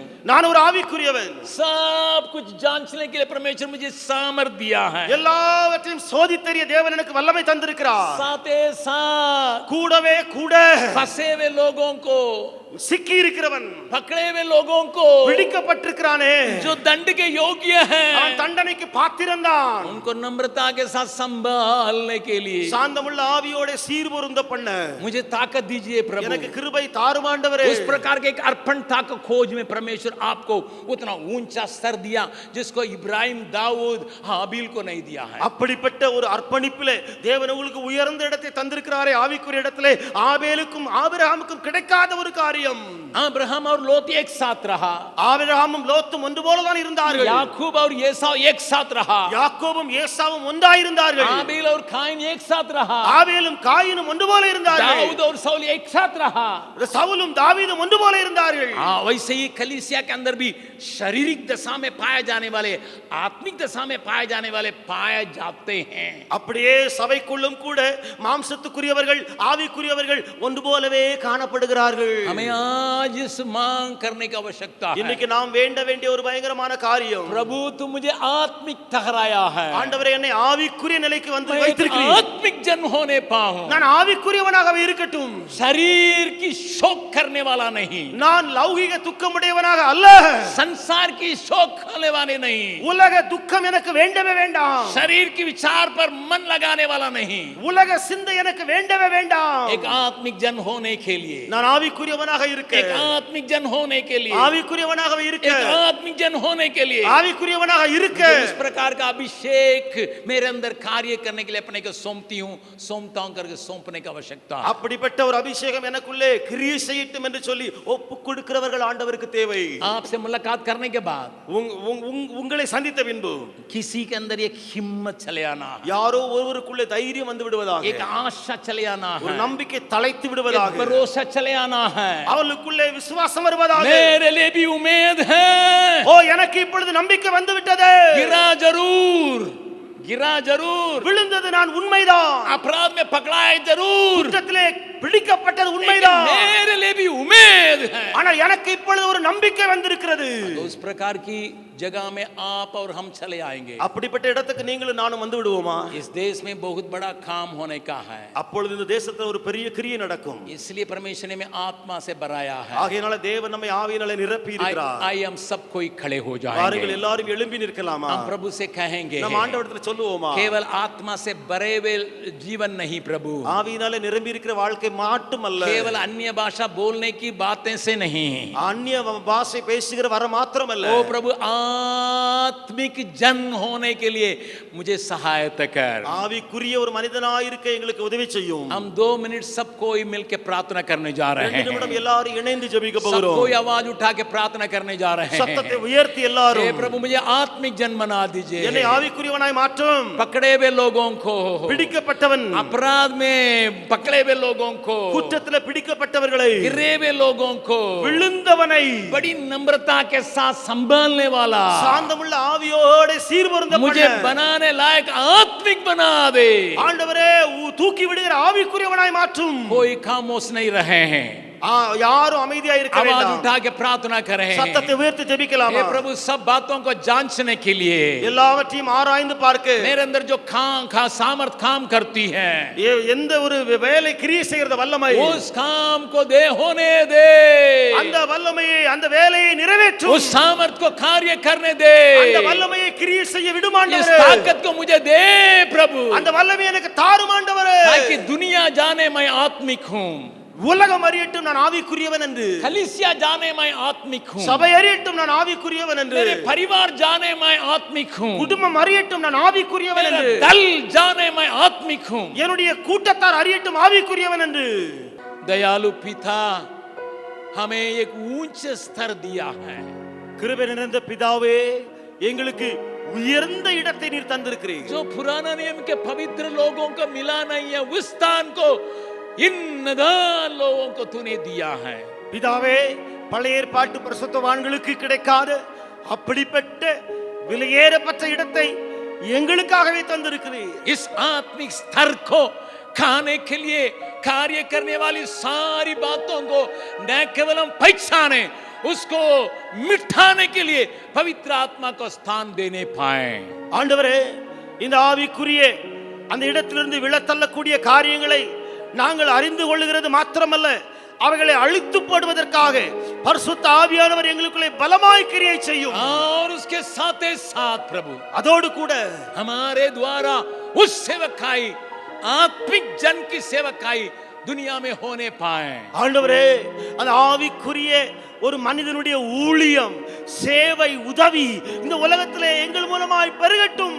दूसरा कोरिन्थियन 3 अध्याय में तूने कहा, 2 கொரிந்தியர் 3வது அதிகாரத்தில் நீர் சொன்னீரே, हमें एक आत्मिक सेवकाई मिला है எங்களுக்கு ஒரு ஆவிக்குரிய ஊழியம் கிடைத்திருக்கிறது, जो जीवन को ला सकता है। அது ஜீவனை கொண்டு வருகிறது. वो कार्य हमारे द्वारा होने पाए, அந்த கிரியை எங்கள் மூலமாய் உண்டாகட்டும். एक एक के द्वारा होने पाए, இங்க இருக்கிற ஒவ்வொரு மூலமாக உண்டாகட்டும். एक एक जवान के द्वारा होने पाए, ஒவ்வொரு வாலிபன் மூலமாக, एक एक सेवक के द्वारा होने ஒவ்வொரு पाए, ஊழியர் மூலமாக, एक एक अगुवे के द्वारा होने पाए, ஒவ்வொரு தலைவர்கள் மூலமாக, ताकि गिरे हुए लोगों को हम उठा के संभालने वाले हो सकें।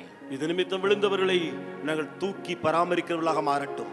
यीशु के मेरे नाम से मांगते हैं, இயேசுவின் இனிய நாமத்தினாலே ஜெபிக்கிறோம்.